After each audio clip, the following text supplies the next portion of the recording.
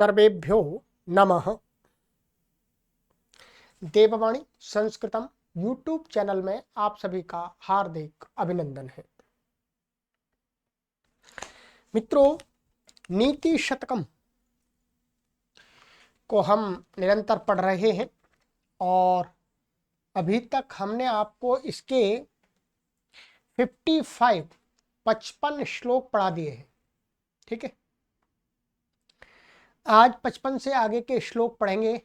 ठीक है, जो भी पाठक महानुभाव अपने गृह पर ही बैठे बैठे ऑनलाइन निशुल्क संपूर्ण नीति शतकम पढ़ना चाहते हैं, उनके लिए कोर्स तैयार किया जा रहा है।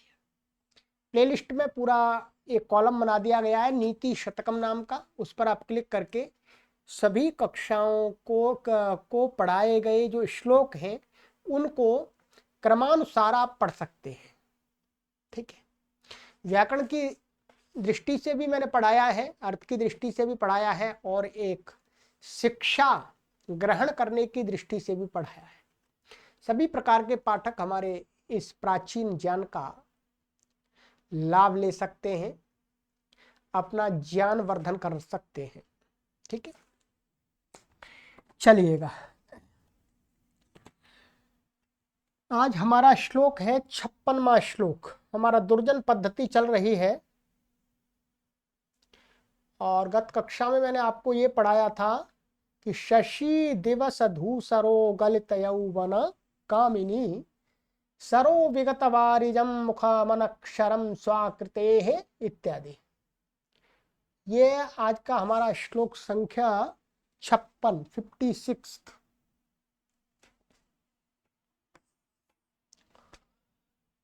ये अनुष्टुप छंद है जो सबसे अधिक प्रचलन में चलता है। ठीक है, सरल। इसके अंदर दुर्जनता को ही बताया गया है एक अलग प्रकार से कि जो एक राजा क्रोधी राजा कुछ भी नहीं विचार करता, चिंतन करता कि ये मेरा हितैषी व्यक्ति है या अहितैषी व्यक्ति है, वो कुछ चिंता नहीं करता। उसका क्रोध कुछ भी करवा सकता है। तो एक राजा के अवगुण को, क्रोध रूपी अवगुण को लेकर के सब लोगों को ये एक दुर्जनता रूपी गुण को दिखाया गया है। आइएगा, क्या कहते हैं भर्तृहरि।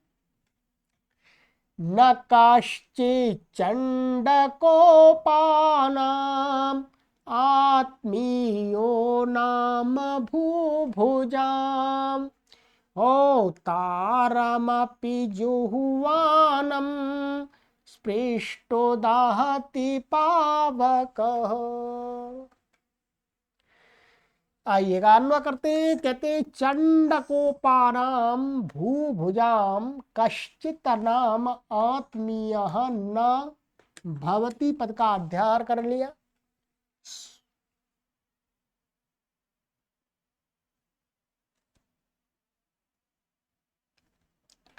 स्पृष्टः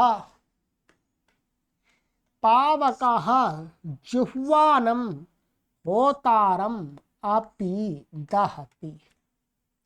सरल है। कहते हैं चंडकोपानाम भूभुजाम।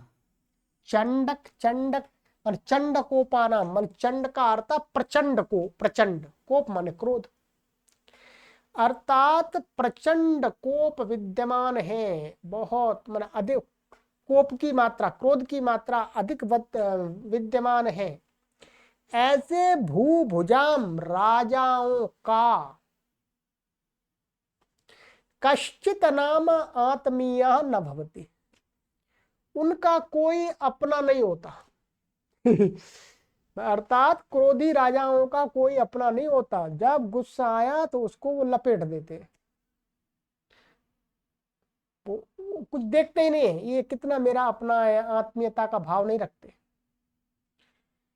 कहते हैं कैसे स्पृष्टः, उनका उपमा दी जा रही है। वो कैसे होते हैं? स्पृष्टः पावकः, छुआ हुआ अग्नि मैंने किसी व्यक्ति ने अग्नि को छुआ,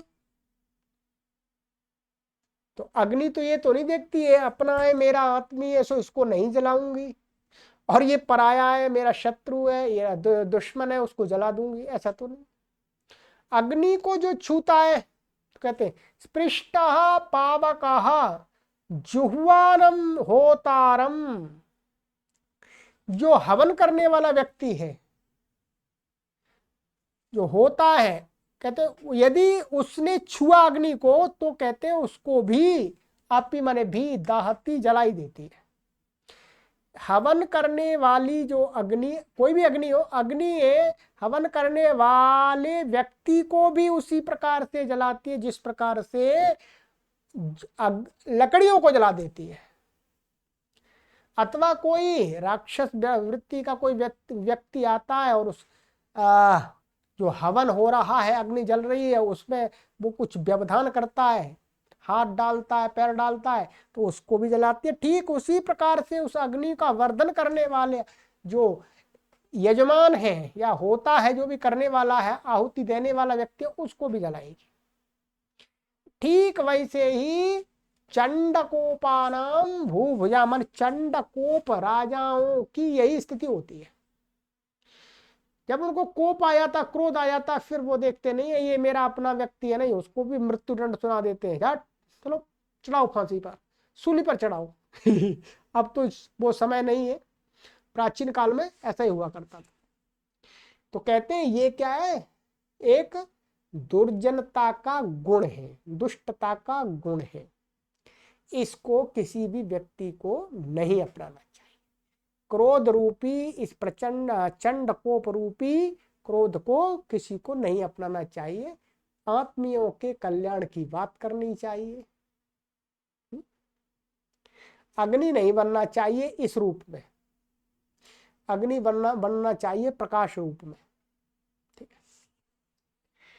तो कहते हैं, अब इसमें हम देख लेते हैं व्याकरण की दृष्टि से चंडकोपानाम और भूभुजाम, भूभुजाम का ये विशेषण है, षष्ठी विभक्ति बहुवचनांत है दोनों में। कश्चित तो कहा प्लस चित, कश्चित संधि हो गई है। नाम ये अव्यय है, एक आत्मीय प्रथमा व्यक्ति एक वचनांता, न अव्यय पद है, भवती अध्याहार कर लिया है। स्पृष्टा पावका, ये पावका का विशेषण है। छुआ हुआ अग्नि तो प्रथमा व्यक्ति है। जुह्वानम होतारम, तो ये होता का विशेषण है जुह्वानम। ठीक है, ये वास्तव में शानच प्रत्यांत है, हवन करता हुआ जो होता, तो ये द्वितीय व्यक्ति दोनों एक वचनांत है। अपि अव्यपद दहती, दह धातु का जलाने अर्थ में प्रयोग होता है, तो दहती में जलाना, तो ये लट लकार का प्रथम पुरुष का एक वचन का रूप है। ठीक है, और इसमें कोई विशेष नहीं है। ठीक है, यहां पर इसमें समास देख सकते हैं आप, चंडकोपा कोपानम, तो इसमें करेंगे चंडाह कोपाह येषाम ते चंडकोपाह तेषाम चंडकोपानाम, बहुब्रीहि समास हुआ है और इसमें किसी में समास नहीं। चलिएगा, अब एक आगे का श्लोक आ रहा है हमारा, श्लोक संख्या 57। ये भी अच्छा श्लोक है। ठीक है, चलिएगा।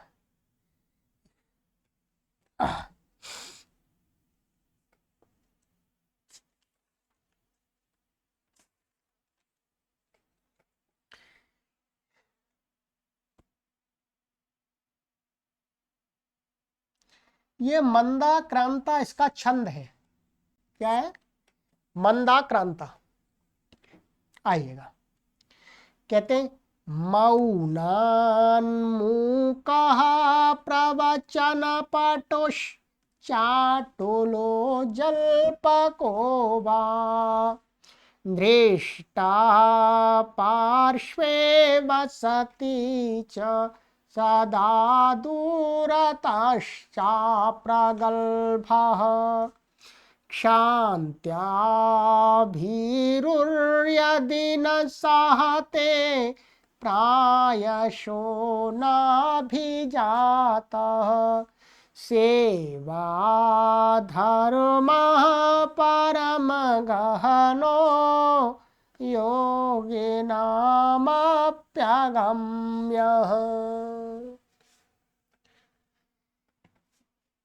अच्छी बात बताई है, दुर्जनता तो नहीं बताई है, पर ये भी एक प्रकार का दुर्गुण बताया है।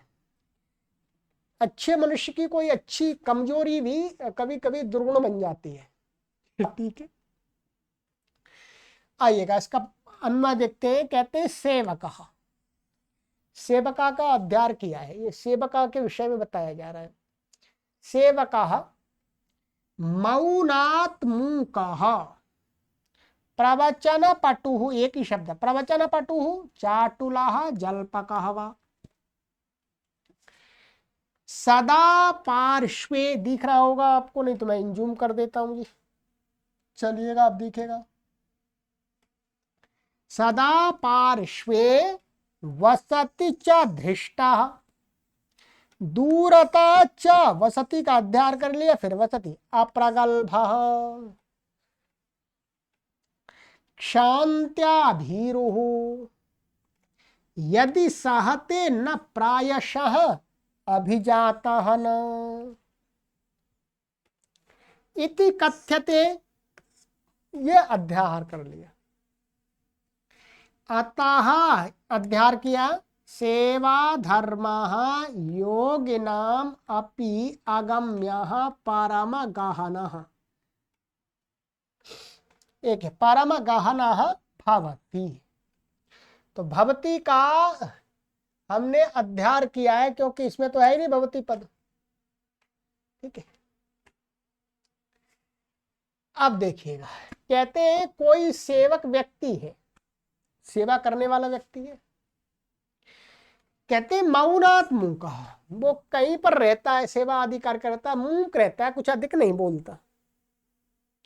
अधिक न बोलने के कारण से उसका स्वामी अथवा दूसरे लोग उसको क्या सोचते हैं, ये तो गूंगा है, अर्थात उसके अधिक वो बोलता नहीं, सेवा करता रहता, कार्य करता है। लोग उसके इस अच्छे गुण को भी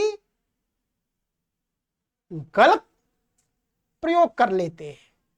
तो कहते हैं कोई सेवक है, यदि वो मौन रहता है तो उसको बोलते हैं मूक है और गूंगा है। प्रवचन पटु, यदि वो सेवक अधिक बोलता है, बोलने में निपुण है, अच्छी मीठी मीठी बातें बोलता है कुशलता पूर्वक, तो कहते हैं भाई चाटुला जलपकोवा, अरे ये तो बहुत ज्यादा चट बोलने वाला है, जलपकवान बहुत बातूनी है।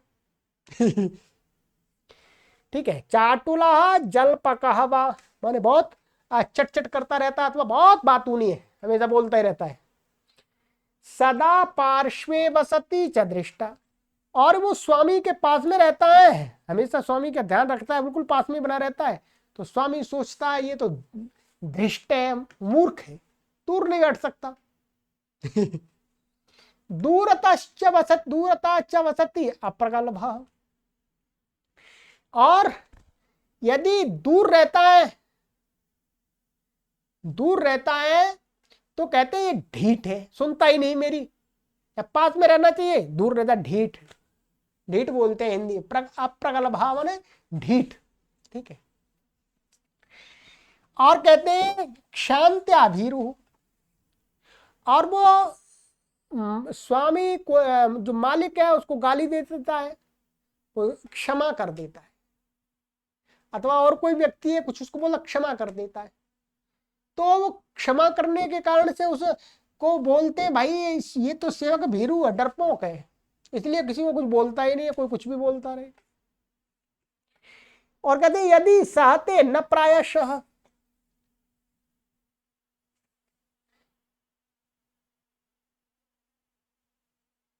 हाँ, यदि न सहते प्रायशः, कहते यदि वो सहन नहीं करता, किसी ने कुछ बोला तो एकदम प्रत्युत्तर देता है।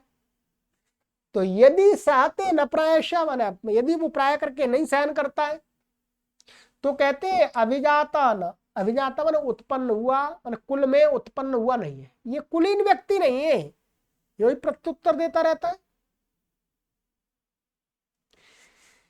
तो अभिजाता न इति कथ्यते, माने इस प्रकार से सेवक को कहा जाता है। सेवक ये व्यवहार को धारण करता है तो उसको इस प्रकार से व्यवहार करते हैं लोग।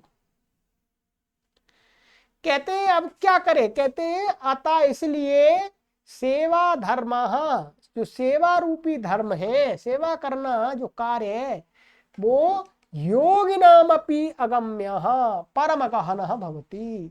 जो योगी लोग हैं वो भी सेवा करने में फेल हैं, वो भी सेवा का कार्य नहीं कर सकते। अर्थात कहने का तात्पर्य ये है कि ऐसा कोई व्यक्ति नहीं है जो सेवा करे और हर समय उसकी उस सेवा रूपी कार्य की प्रशंसा ही हो, सेवक की प्रशंसा ही हो। सेवक कहते हैं सेवक कुछ भी करे उसकी निंदा ही करते हैं, अच्छा करे तो भी निंदा, गलत करे तो भी निंदा। तो कहते हैं भाई सेवा धर्म योगिनाम अपि, योगियों के लिए भी अगम्य, जाना नहीं जा सकता कि कैसे करनी चाहिए सेवा। तब हमेशा स्वामी प्रशंसा करता रहे। परम गहन, बहुत गहन विषय है ये सही है, ऐसा ही होता है। परंतु मालिकों को सोचना चाहिए, विचार करना चाहिए। कहने का तात्पर्य ये है कि ये भी एक मालिक का दुर्गुण है, स्वामी का दुर्गुण है कि जो स्वामी अपने इस प्रकार के सेवक की निंदा करता है इस प्रकार से, तो ये दुर्गुण हमें नहीं अपनाना चाहिए। चलिएगा, तो ये तो ये हो गया व्याकरण की दृष्टि से आपको बता देते हैं। मौनात मूका, तो ये ता था, तको क्या हो गया, यरो नुनासिके नुनासिको वासे न हो गया, मौनान हो गया। ठीक है, तो ये पंचमी व्यक्ति एक वचनांत है, मुंह का प्रथमा व्यक्ति एक वचनांत है, ये सेवक के विशेष है। प्रवचन पटु हो, संधि हो गई यहाँ पर। ठीक है, तो और समास हो गया प्रवचन पटु में, प्रवचनीय पटु, प्रवचन पटु, सप्तमी तत्पुरुष समास हो गया। और चाटुला, ये प्रथमा व्यक्ति है, हसीचा से संधि हो गई। जलपकोबा, ये भी हसीचा लग गया यहाँ पर, ये प्रथमांत है, वह अव्यपद है। धृष्टा पार्श्वे, सप्तमी व्यक्ति एक वचनांत है। वसती क्रियापद है, प्रथमा लट लकर का प्रथम पुरुष एक वचन। च अव्यपद है। सदा अव्यय अव्यपद, सदा हमेशा दूर, हमेशा दूर। दूरतः, ये तसी प्रत्यांत, ये अव्यय प्रत्यय है, वो अव्यय शब्द है। और यह संधि हो गई दूर तक, दूर तश्च, तो दूर तश्च। स्तोष्णाश्चु, अप्रगल्भ, यहाँ का सवर्ण दीर्घ संधि हो गई, तो न प्रगल्भ अप्रगल्भ, नहीं तत्पुरुष समास हो गया है। सेवक का विशेषण ये प्रथमा व्यक्ति एक वचनांत है। शांत्या, शांति, ये क्या तृतीय व्यक्ति का एक वचन है। मत्या, भीरुर, यदि, तो भीरु ऐसा है, तो यह वास्तव में विसर्ग नहीं हुआ, रू का रही रहा है। यदि अव्यय न अव्यय पद है। सहते, सह धातु का लट लकार का प्रथम पुरुष का एक वचन है। प्रायशः, ये अव्यय तो संधि हो गई हसी च। न अभिजाता, संधि हो गई है। सेवा धर्म, तो सेवायाः धर्म, सेवा धर्म, तो ये प्रथमांत है। परम गहन, परमश्चासौ गहनश्च परम गहन। योगिनाम, षष्ठी व्यक्ति बहुवचनांत है। अपि अव्यपद है, एको एणची लग गया। अगम्य, ठीक है, अगम्य आगे तो एको एणची लग गया। अगम्य, ये भी प्रथमा व्यक्ति एक वचनांत है। न जानने योग्य। चलिएगा, ये 2 श्लोक आज की कक्षा में मैंने आपको पढ़ा दिए। अब अगली कक्षा में इसमें 60 श्लोक है, इसके अंदर दुर्जन पद्धति के अंदर 60 श्लोक है। कोशिश करेंगे आगे की कक्षा में इसको पूरा कर देंगे। ठीक है, चलिएगा, अपने मित्रों को भी शेयर कीजिएगा। सर्वेभ्यो नमः।